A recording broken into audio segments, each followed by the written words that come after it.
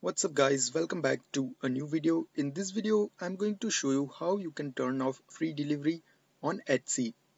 If you guys don't know, Etsy gives you an option on dashboard once you open your shop that you can offer guaranteed free delivery in the US if your total order value is more than $35.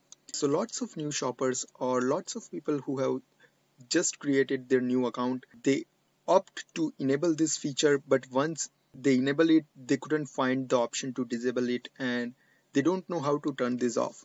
So in order to help you with that, I'm just gonna show you a really straightforward step-by-step instructions on how to do it. So the very first step is to go to your Etsy shop manager by clicking the small button on top.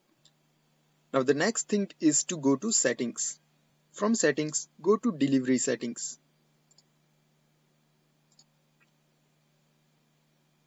From delivery settings, click on US free delivery guarantee. Now scroll all the way down and here you will see yes, turn off guarantee.